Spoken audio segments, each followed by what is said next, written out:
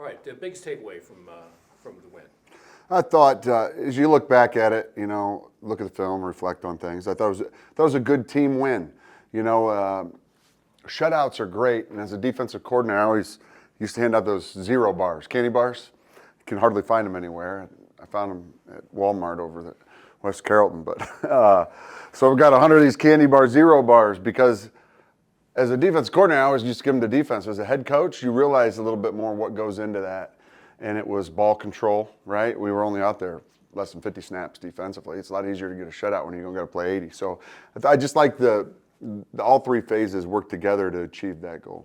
If I told you before kickoff, all right, you're going to score touchdowns on half of your first half possessions, would you thought it would have been a 14-0 game? No, I wouldn't have. Usually you think in double at least that, and in terms of possessions, it was. The first one was what, 20 plays, and then we had I think another one that was 16, 17 plays. So we had more plays in the first series on offense than we had on defense in the first half. I felt like the whole half. You had more plays in the first series. You had the entire previous game. Yeah, how about that? Yeah, it was. And they were hard fought yards too, and we just kept lining up and going, and couple at a time, 2, 3, 4. And there wasn't a lot of huge chunks, and it's not like we had a long field to begin with, because I think it wasn't like we were backed up or anything. It was just earned every yard. They made us earn it, and they played good defense. It wasn't like there was big holes to run through and gaping wounds. I mean, we had to earn every one of those yards that we got Saturday, and defensively, we were very opportunistic. Vinny gets the pick on that double reverse flea flicker, and that it was. We were prepared. There were some tricks coming. They've shown on film, but you never know what they're going to be and when they're going to come.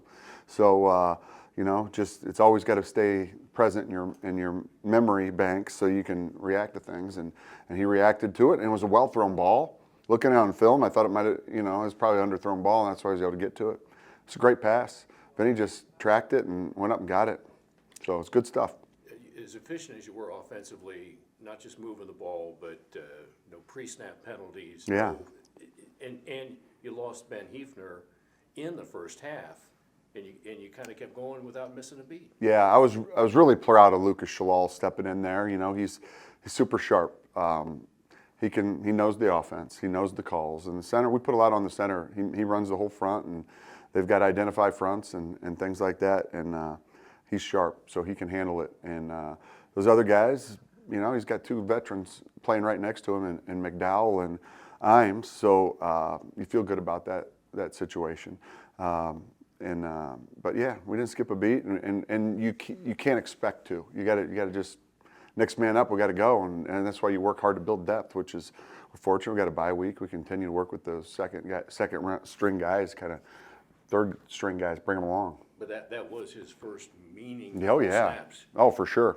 And you wonder. I coach special teams, and you hold your breath every long snap, and but first time you go in with a real live full speed big dudes in front of you that are coming at you for blood. I mean, you got to throw the ball between your legs and take a step and hit somebody pretty quick, and he was ready for it, and I was proud of him. What's the schedule like this? Not just this week, but the 2 weeks. Yeah, we haven't had a normal schedule yet. Yeah. We play on Thursday night coming out of camp, so we get a couple extra days for Thomas More, and then now we go into the open date. So I try to get. Anytime you go into open date, you got to look at where you're at in the season. What's the health of your team look like, or what's the experience level of your team look like? 2 years ago, even last year, we were still working with our ones quite a bit. If we had had an early bye week, now we've got some guys that have played a lot of games, have miles on their bodies, but know what they're doing. And so you tend to, we're still going out and practicing, but we got to back off with some guys, and we got to push some other guys, and so that's what we're doing this week. And then we'll get a head start on Robert Morris starting today. That being said, Mike Thomas More coaches at the end of the game be looking out saying, when Drew's in there saying, this guy's number 2. Yeah, yeah. Well, no doubt he comes in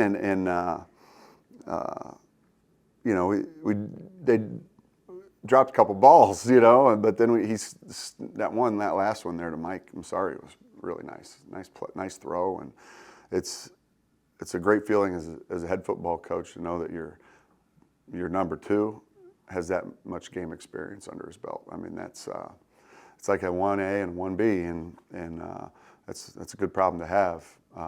Unfortunately, not everybody gets to play at that position, every game. If they were running backs, they'd probably both be rolling in there like we do with Gavin and Luke. But you don't do that with quarterbacks unless one of them's got a totally different skill set that you can surprise people with and make them game plan for. But they're both doing a great job, and I'm going to go out and practice today. Drew's going to get, I think, most of the reps today, and just keep working to bring those guys both along and get them better because, you never know, man. It's college football, whatever position it is, your playway. I like the mentality guys have right now because we're next man up mentality, just like we saw with Lucas. We saw it in the first week, and Luke Mitchell goes down and Mac steps in, and Mac started his first game Saturday. You don't skip a beat. I mean, that's what it's like. You want to have. It's hard in this modern era of football, right? Because everybody's got transfers in, transfers out. Who learns it fast enough? Like, we got veterans in our 2 deep. We had 2 fourth-year seniors start their first college football game. They weren't starters in week 1. Guys went down there ready. They took advantage of it, and super proud of the way they performed. I mean, it's hard enough to get a shutout, right? You get a shutout with 2, 3 backups starting. It's pretty good. So they know what they're doing, and that's good. Yeah, so I mean, definitely that play call is really good. It's a tough one to look at, and we kind of were preparing all week, looking at trick plays. We knew something was going to come, especially after week 1. We had one kind of thrown at us, and we barely made it there in time. So that particular defense we had out there, I was actually keying the tight end. He was kind of fake blocking a little bit, and they had that double reverse. So it's a tricky play to recognize, and then once you see him kind of release out, I had to just turn and go real quick as fast as I could, and luckily I was able to get there in time for the pick. You had a pick. You also had a hit where the crowd went, ooh. Yeah. What's more satisfying? Probably the pick. Definitely, it happens. It's a lot more rare. So that. But the hits is always great, especially when it's a big, powerful hit like that. So. Brought this up with Coach. You had 9 days between week 1 and week 2. You've got 2 weeks until week 3. Yeah. How are you mentally preparing yourself, knowing that once you get to next Saturday, it's going to be week by week, and you're not going to have as much time to prepare as you've had these first 2 games? Yeah, I mean, I think we just take it day by day, looking at it, prepare for whoever's next. Coach always says go 1-0 every week, so we're just going to focus on the next opponent and keep moving forward. I'm not too worried about the week after that right now. I'm just going to worry about what we got coming ahead. So what's a college football player do on a Saturday in the fall? There's no game. Well, I'm a mechanical engineer major, so I got a lot of homework and studying to do, which is not the most fun. But other than that, I mean, we have a house with 6 guys. They're all football guys. We all hang out, watch sports. We watch college football all the time. Sundays, we watch NFL football, all that. So it's kind of just a lot of like friend time, hanging out with each other, stuff like that. Do you like 0 bars? I do. I hopefully get more. Yeah, it was definitely a lot of fun. I got in the end zone twice, so it was always a good day. But I mean, all the running backs ate, so it was really good to see that. Are you the type of guy that you need to take a couple of hits and then you feel like you're in the game? Yeah, I think I definitely tend to chase contact within those first couple of snaps or so, trying to get out of my go a little faster in the beginning. So yeah, I think I definitely need to take some hits in the beginning. So in the second half you were ready to run away from people. Yeah, maybe make a little more moves in the second half and not in the first half. So. It was also you being able to wear the defense down because you had some opportunities in the first half to wear them Yeah, down too. I think that comes down to the 2 backfield. I mean, me and Mason have both proven that we have a different set of skill sets that can kind of wear down a defense. So I think we both complement each other really well. And I mean, even the 3rd and 4th string running backs, we all complement each other really well. So.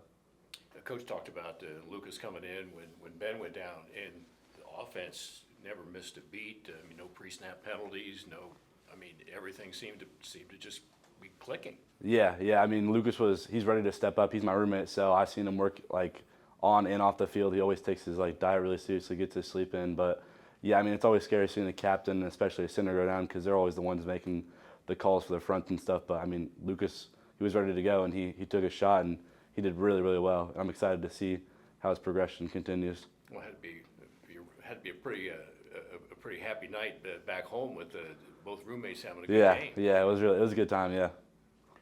You had a great high school career, put up some huge numbers. How'd you end up at Dayton? What made you become a Flyer? Yeah, I mean, I took my official here, and I've always heard about Dayton. You know, it's a Catholic school, one of the closer Catholic schools to Indianapolis. And when my visit here, I met the whole coaching staff, and I just knew it was a place to be from the start. So.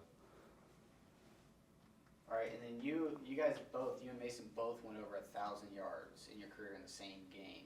Talk about that relationship and partnership, and just the fact that both of you were able to accomplish that milestone in the same game. Yeah, I think it's really fitting that we both got to 1,000 yards in the same game. I mean, we basically have the exact same schedule. We go to the same meetings, do the same drills during practice, work out after practice, get our perfect 50 before practice, and we do the same list during the off season. So I thought it was really fitting. It was kind of a full circle moment that we both hit 1,000 yards. Kind of just shows the testament of like how the RB group operates together, and I think that's just a really special thing that it happened that way. Does Gavin make those catches in practice? Yeah, all the time. Probably even better catches during practice, but I mean he's always making crazy plays, and there's more to come from him for sure. So. What are your plans for Saturday, though, game? Are you just going to chill and watch what else is going on around the country? Or? Yeah, I'm going to just keep watching film, get a little extra sleep in, just keep preparing for Robert Morris. So.